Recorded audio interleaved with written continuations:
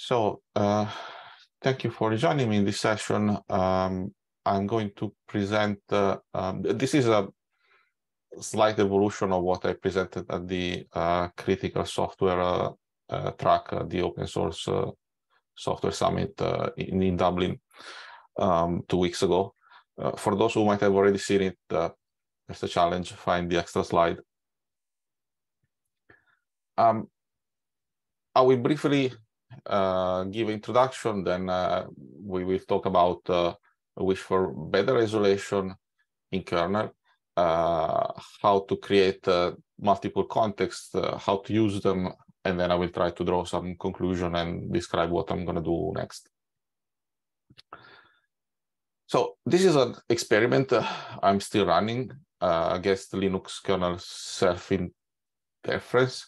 I don't have final answer yet, so as a disclaimer, I hope that this presentation might give you some idea about how to copy with interfaces. Well, first of all, about interfaces themselves and the approach I'm taking with the kernel, and possibly also a perspective about the hardware features and how can they help for memory safety. So, as we know, the Linux kernel is monolithic. Many people would like to use it in safe applications, but the fact that it's monolithic means that at best it's possible to detect interference, but not much can be done for prevention. So if we consider a safe application, most likely, or there can be full redundancy, meaning that you have, for example, two systems try to perform the same task to different systems, and the result is compared, and that's expensive. So we would like to not do it if possible, or at least limit the application of this strategy. We probably have an external safe monitor, and my guess is that it's very difficult to avoid this. We can employ some form of validation in the messages that applications are passing to each other, and this goes into the design of the applications we have for a specific use case. Other things that can be used are user space device drivers. They provide a certain degree of isolation, but mostly that's not how Linux is designed. Mostly Linux uses kernel space device drivers. And then we can have in-kernel self-monitoring, meaning that the kernel itself tries to follow the evolution of certain subsystems and verify that they move along certain predefined states.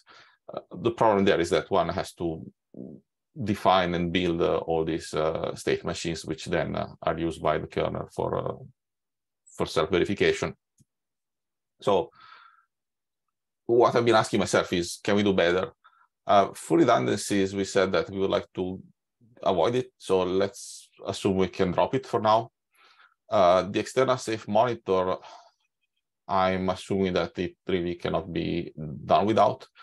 The message passing, well, as I said, it's part of the design of the application we care about, so we keep it. User space device drivers, I would say that ideally we would not use them at all, or at least we would try to reduce their our dependency on them. The in-kernel self-monitoring, well, it's there. We care about certain use cases, so we can keep it. But then what I'm wondering, what I've been working on is the introduction of hardware barriers within the kernel itself to create a separate context. And this should help with these changes in approach that I mentioned earlier. So what led me to think about hardware barriers? Well, if we think about a safe system, and in a safe system here, I'm using QM for something which is not relevant for safety directly, and safe something which instead is part of safety use cases. We can start by looking at it from a very far away, and we see that we have, for example, safe applications and QM application, which are coexisting side by side on top of the Linux kernel. And maybe the application talk to each other, for example, over a shared buffer. The processes are then interacting with the kernel through system calls, which are the way that the processes can ask the kernel to perform actions which they are not allowed to do. And then we have the external safe monitor, which really is supposed to be fairly separate, and it can monitor the functioning of safe applications, and it can take actions like, for example, reset or power off the system, or anyway put it in what is considered to be a safe state. Then if we look inside the kernel, each user space process has a counterpart in kernel, a kernel thread, which can access one or more device drivers, for example. And this is something which is really always present.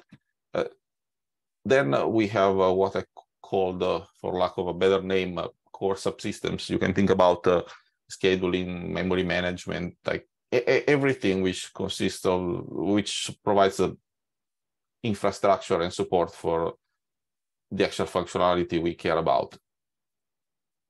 And then there's the in-kernel monitor, which can be seen as a sort of counterpart of the safe application, meaning that it talks to the safe monitor from underneath. And it can, for example, trigger a reset, or the safe monitor can trigger a reset if the in-kernel monitor fails to meet a certain requirement, like a watchdog. Then if we look at what is the level of isolation or sandboxing provided by the memory management unit, the MMU, we can see that each user space process has its own box, and the kernel has one big box for all of it. So for example, a bug in one application cannot really go and compromise others. This is a sort of simplified view, but overall it's like this. However, a bug or some, let's call it interference inside the kernel, is free to compromise anything which is inside that sandbox. So hopefully, if that happens, the monitor will eventually kick in and put the system in a safe state, assuming that it has been designed correctly and the timing is right. However, what I was hoping for is, can we do it better? And can we, for example, prevent a violation so that it doesn't lead us to power off or reset or whatnot? Ideally, we would like the safe part of the system to continue working.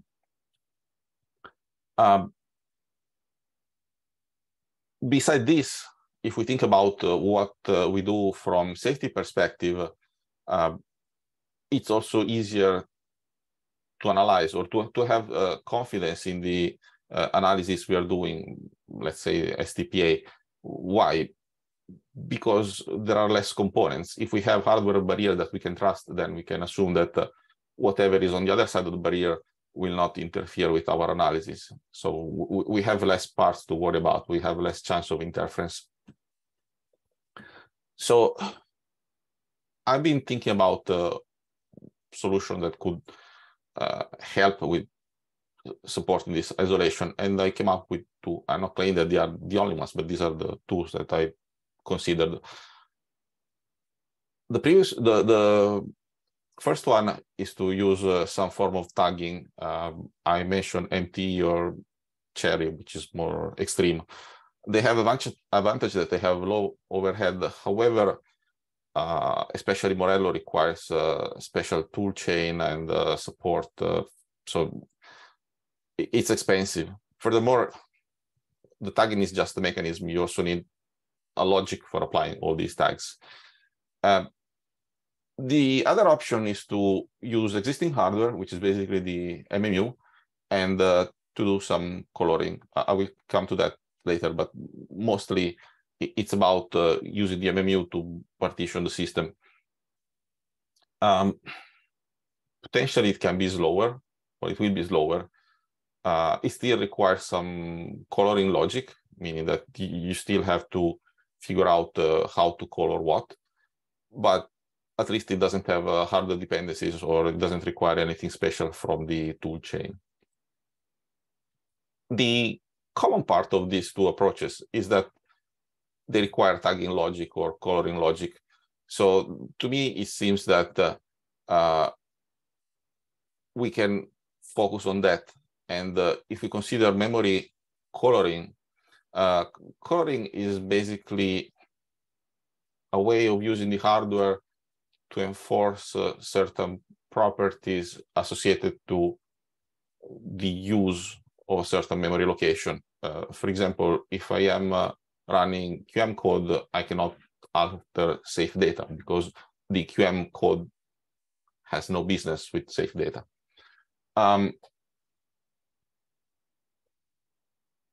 What might be a problem here is the performance impact of applying this coloring. So the idea is maybe we cannot achieve total coverage, or we intentionally do not go there because of performance reason, but it's still better than not doing anything, in the sense that we can define what are the compromises we are willing to accept.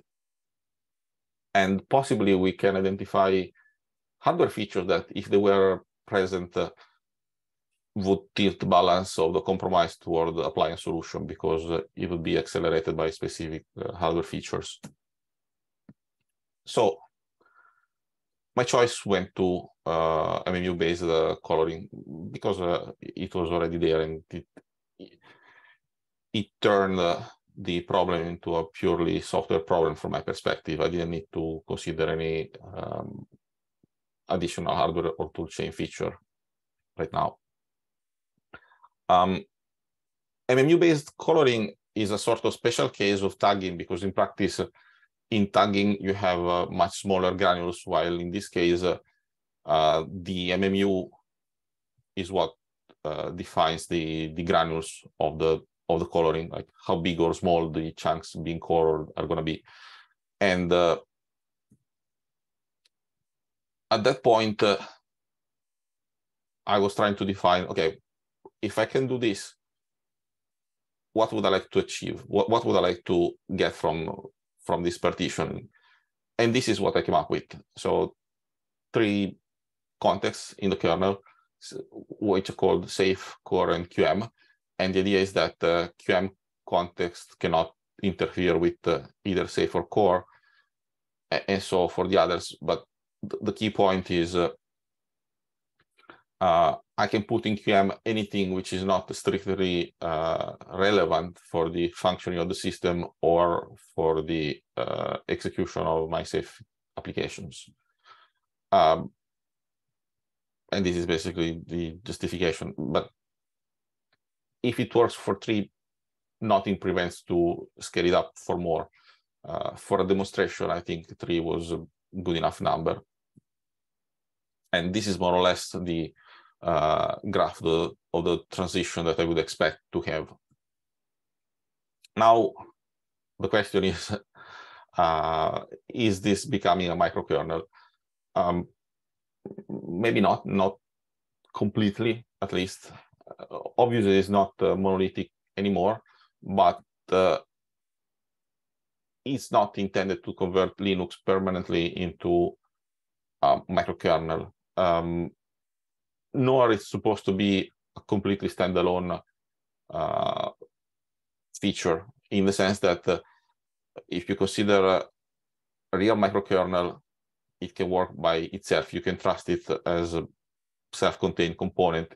Here, the idea is that we would have external means that would help with the verification of the integrity for parts that we have not subdivided further inside the kernel. So it's a trade-off or decision, or like an opportunistic approach. If I can monitor it from outside, I will use that. If I cannot, then I partition it inside the kernel. And I think, or my conviction is that it might look like a microkernel also because this approach is mostly based on a simple MMU. If this was based on hardware tagging, probably it would not look so much a microkernel. It might still retain more of the monolithic look. So as we said, the core is supposed to contain the basic housekeeping, as I mentioned earlier, memory management, scheduling, and all these core features, C groups, for example. Safe is mostly the internal state kernel side of those applications that belong to my safe use cases. And QM is defined by exclusion, like everything else which doesn't fall in these two categories. Yeah, that's more or less the same stuff. There are things which might be arguably not or should not be part of core, like debugging and profiling, but because of the way that the Linux kernel is written, implemented, it's very difficult to untangle them. So at least as a first cut, I've just left them in, because the idea is to not be too invasive with the way Linux is implemented. And as I mentioned, the safe partition mostly it's for the internal state. And the example of internal state is the allocations, link time, runtime stack. The QM part is, again, everything else that can be decoupled. Now, one objection that might arise is, okay, but we could just make everything safe, and then we wouldn't have any problem. First of all, that would be very hard to prove, but even from that perspective, it might not be enough, because if we consider a product life cycle, what will happen is that, for example, the kernel will be upgraded periodically, and then we have to revalidate it. So if we can somehow partition the system to limit what can trigger a revalidation, we can limit the cost, speed up the product delivery. And again, it's a matter of risk management. It's not purely technical approach. Now, I'm sure most of the people, maybe everyone already knows it, but for completeness, I'm gonna describe briefly how the MMU works, at least from the perspective of what I need. The MMU is a IP block which provides several functionality. Process isolation, meaning that one process cannot interfere with others. Kernel process isolation, meaning that the processes cannot interfere with the kernel. And memory mapping, meaning that it can make a certain physical page appear at a certain virtual address, and it can make them appear in a different layout. So it can do, for example, make several physical pages which are scattered look as if they were contiguous. And finally, it provides also enforcement of attributes such as is a location readable, writable, executable. The granularity used by the MMU is a page. A page is a block of memory which can have different sizes depending on the specific MMU implementation and how it's configured. And the size is also equal to its alignment. I put two examples, like 4 kilobytes and 2 megabytes. And the fundamental property is that all the memory cells within that page, they share the same attributes. So to visualize what I mentioned earlier, if we look, for example, at on the left-hand side, ABCD, they look contiguous in the virtual memory address space. But then if you look at the physical address space, they're not. They're actually scattered. Or if we look at E1 to E4 on the left-hand side, they were also physically contiguous, but they are shown at a different address. So the MMU can do this. If you look at the same scenario from a different perspective, we have the CPU core, which talks normally in terms of virtual addresses, and then the MMU provides the translation of physical addresses which appear on the memory address bus. To do this, it relies on a set of translation rules, which is called page table. And the page table is nothing more than a sparse tree. And the nodes implementing this sparse tree are pages themselves, because the MMU works with pages. And this tree can have on Linux up to 5 levels of depth. They are not always actually often, they are not all present, and they can be abstracted or compressed if the hardware doesn't support them. So going back to the previous view, because translations are expensive, the MMU contains a cache, which is called translation look-aside buffer, or TLB. And it basically caches the last translations performed on the between virtual addresses and physical addresses. Now, being a cache, what we would like is to have a cache hit, meaning that I repeat access for which I already have cached the translation rules. If that doesn't happen, then the MMU needs to perform what is called a page table walk, meaning that it needs to walk through this sparse tree to convert the virtual address into the physical address. Going back to the previous representation, looking at the TLB, we see that because these ABCD pages were not contiguous, each of them required a translation, separate slot inside the cache. Instead, those pages which are contiguous also physically, potentially they can represent it with one single slot. And that's effectively more efficient for the cache. The problem is the MMU has a limited cache, and the pages get fragmented. The layout of pages gets fragmented very quickly. So we assist what is called TLB pressure, meaning that the more we access memories around the system, the more churning we can observe on the cache. There are architecture-specific tricks or improvements, like locking down certain entries. For example, if I know that this is going to be used very often, I can prevent the MMU from evicting it. But still, the problem exists.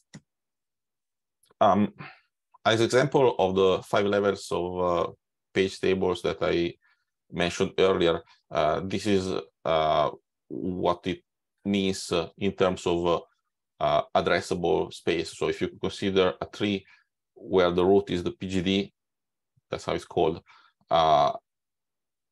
you can see how moving down toward the PT, which is the leaf node, the addressable space from that node shrinks. Now, if we consider how a page table walk happens, we have a pointer to the root of the tree, which is the page dir, and then we have a virtual address. The page dir points to the root, and then a part of the virtual address provides within that root node, which is a page, the offset from the beginning. If we look at the value at this offset, we find the address of the next node, and then by using another part of the virtual address, we find the offset within that next node, and the process repeats basically until we reach the final page. And this is how page table walk happens. The page table, as I mentioned, provides also attributes of the mapping, and the Linux kernel already takes care of, for example, managing exceptions, which might happen if there is an attempt to modify a page which is write protected or executable.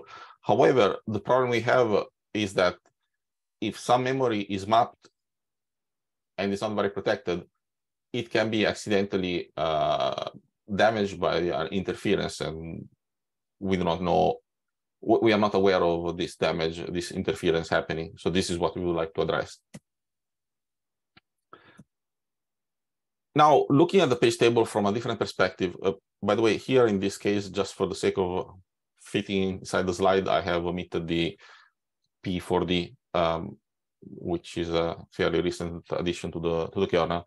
You can see how, for example, if I have 3 different contexts, they end up being scattered across the page table.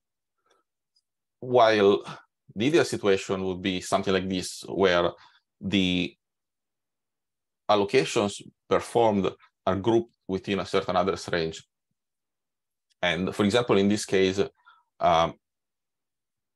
it would become very easy to remove from the mapping all the allocations which belong to a certain context if they belong to a single entry in the page dir, because I can just remove that entry and suddenly the tree of mapping disappears. The same concept can be repeated also for a subtree. For example, in this case, I have removed one entry from a PND, and the whole subtree that has that entry as a root disappears. Now, if we consider the context I mentioned earlier as a safe, core, and QM, what we can achieve is we can define different roots where one specific root maps one specific context while hiding the other ones.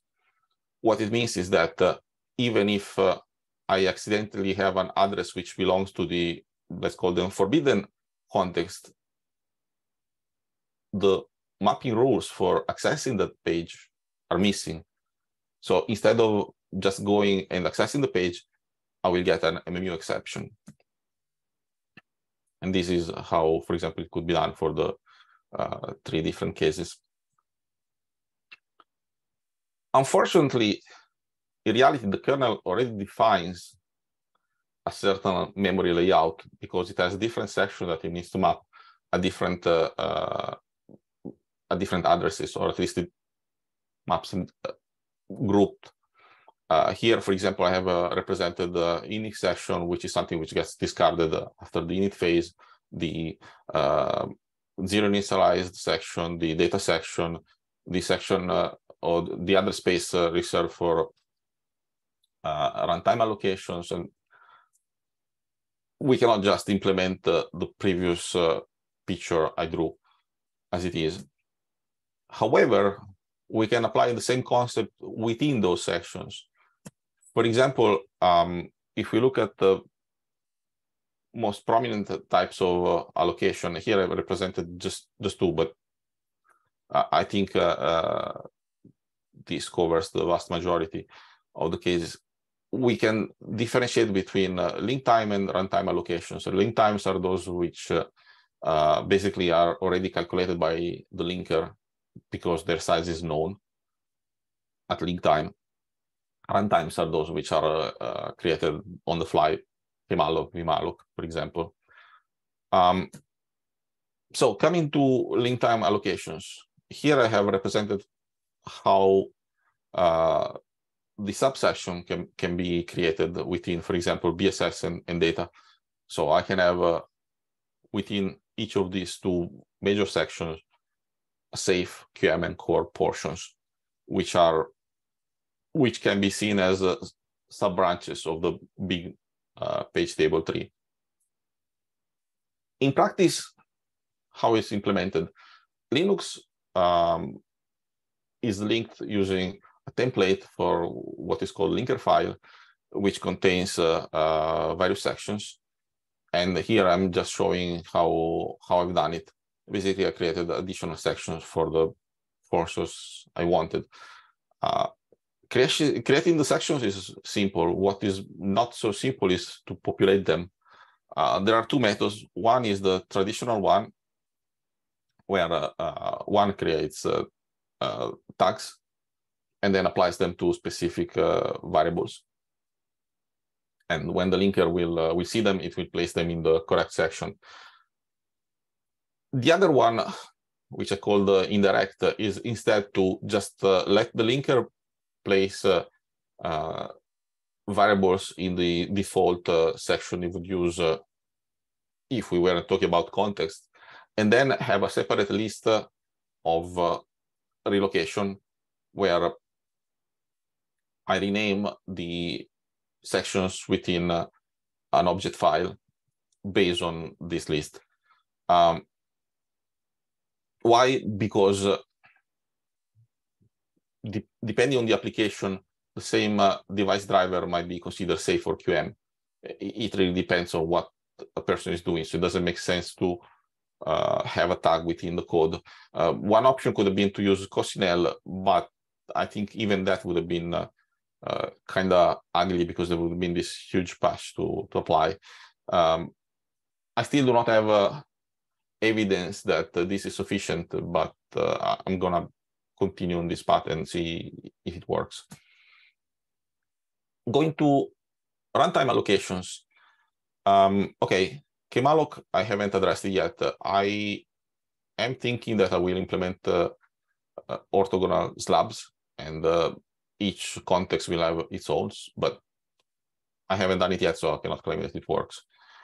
For vmalloc, the good thing about vmalloc is that it follows closely what I described earlier as ideal situation, meaning that the allocations underneath vmalloc, if you dig deep enough in the vmalloc call stack, they really take as a parameter a start and end of the possible addresses that will be used.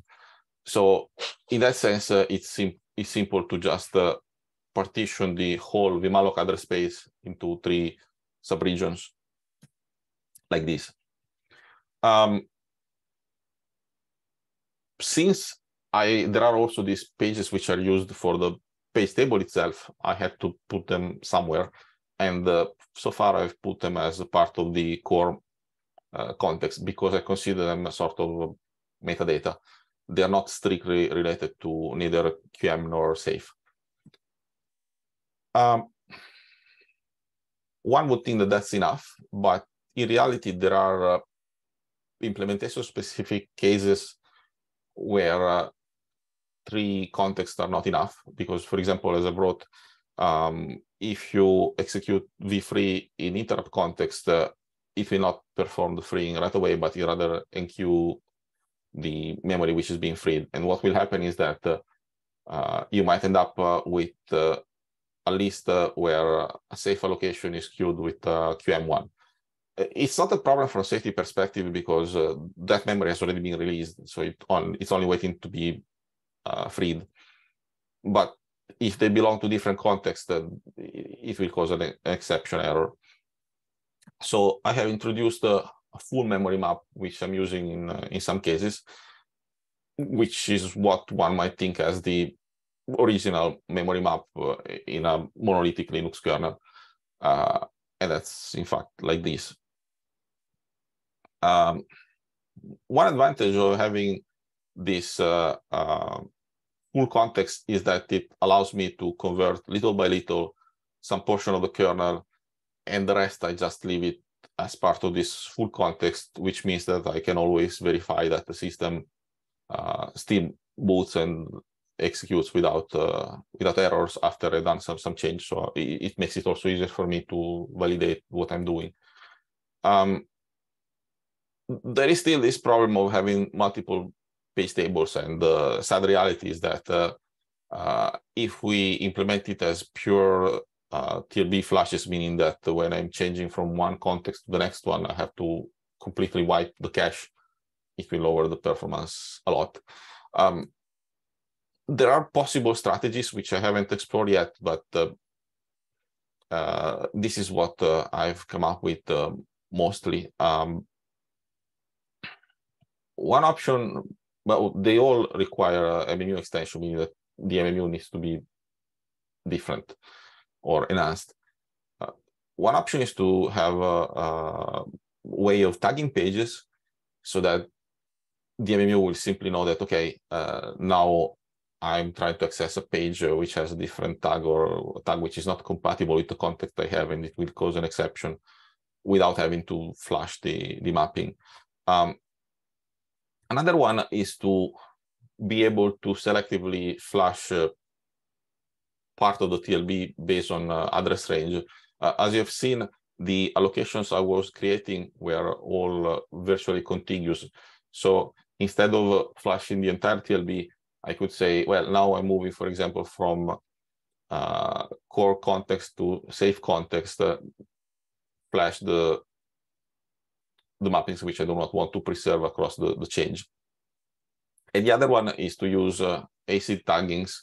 ACID is a way for example, when the MMU is moving from one process to another one,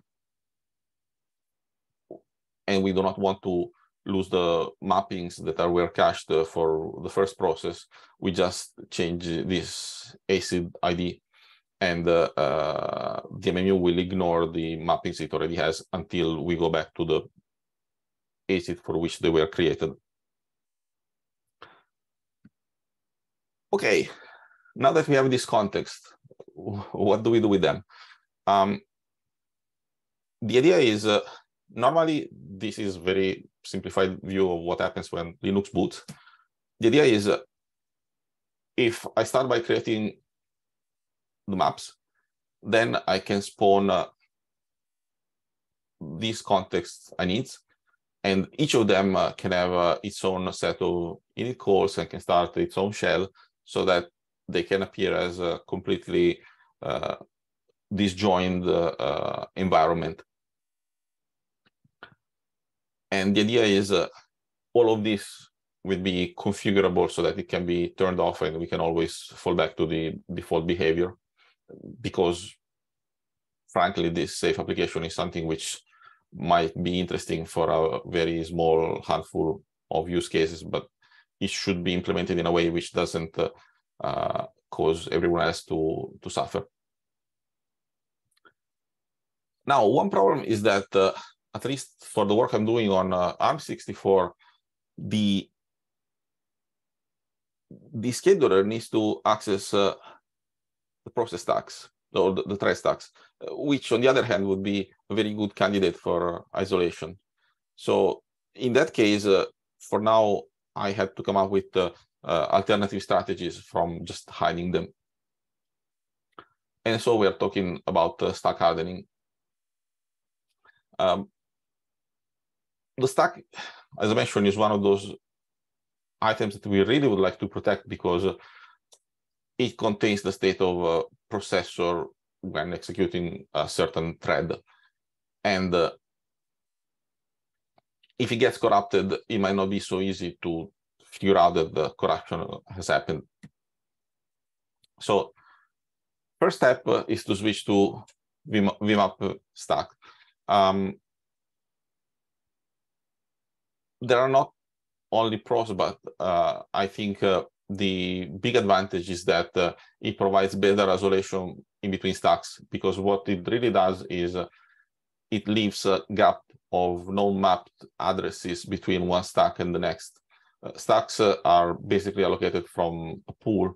So if you have something which accidentally goes and damage one, it can go and overwrite others. Instead, if they are mapped with this canary page in between, as soon as the accidental write tries to reach a space which is not mapped, it will cause an exception.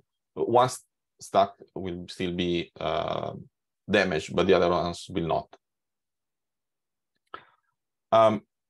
Next step is to enable stack canaries on all the functions. Normally, the kernel does it for about 20%. Why? Because there is a overhead. The upside of doing for all the function is that there are more chances to catch corruption, which is happening maybe even in functions which are not so important, maybe in the QM context, but it would be a good indicator that something bad is happening. In practice, the way the canary works is that if we look at the stack with and without the canary, this is how function call is performed on the stack. So you get at the bottom the function parameters, then the return address, meaning after the function is completed, we jump to that one, and then you get the local variables. The canary is added as one local variable. It is set at the beginning of the function, and at the end of the function, there's a check that the canary still has the same value. A corruption which hits the canary will therefore trigger an error when exiting the function.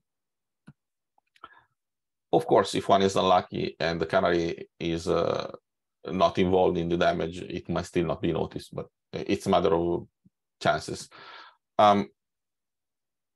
This canary management adds overhead. So basically what I have resorted to is to give much more incentive to the compiler to inline. Why? Because inlining functions means less function calls and therefore less canaries to process.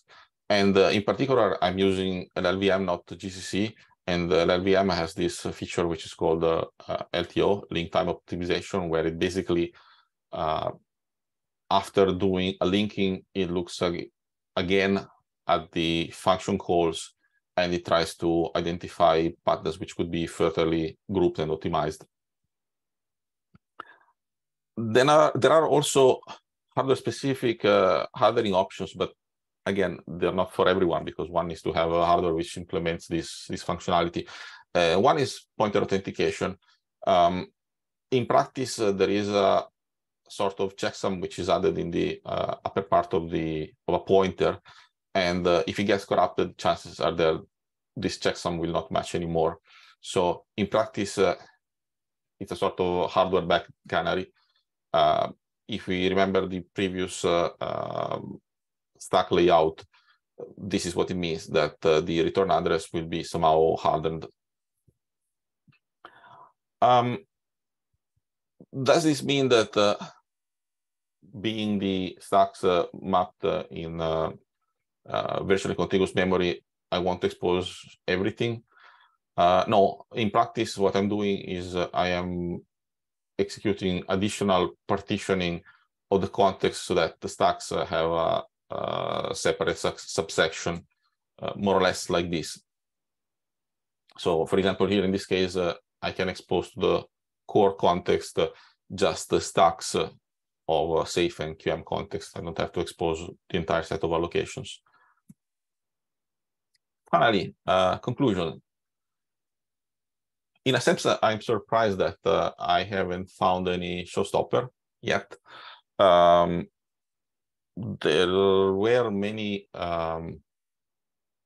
things which were easy to optimize, or at least to address from a safety perspective. There are performance problems, probably, but it's a trade-off, and whatever we do is still better than doing nothing. And it gives this work is giving me a view of the places where, for example, the coloring, the tagging needs to change. Like in what part of the Linux kernel code, for example, I should switch between core and safe or core and QM. If you're wondering if it will work for you, well, it really depends how your application is sensitive to TLB pressure, to this sort of performance problems. You might leverage some of it, maybe not. It really depends. And it also depends on what sort of hardware optimizations your hardware vendor can provide, or you can convince your other vendor to provide. I'm still kind of shy of showing what I've done, mostly because, especially in the MMU part, sometimes I have not played by the rules, meaning that there might be some abstraction layer violation. ARM has a very configurable hardware architecture, and therefore there's a lot of if there are many if-defs based on, for example, whether a certain implementation might have 4, 5, 3 levels of menu translation, while most of the code I've written is just verified to work on the QEMU, which I use as a developing platform. But I hope to be able to post it at some point this year. And there's a very long list of things that I still have to go through, from allocations to task scheduling, work queues. I've been briefly thinking about all of these items, and none of them seems to be particularly impossible. We shall see, but from that perspective, it seems just a lot of work, but nothing that is clearly out of reach. Mostly what I'm worried of, and one thing that has been really my guiding line, is trying to minimize the amount of modification to the upstream kernel so that the job of maintaining the patch set doesn't become overwhelming. And that was all. Thanks for still being with me. I'm gonna now stop the recording.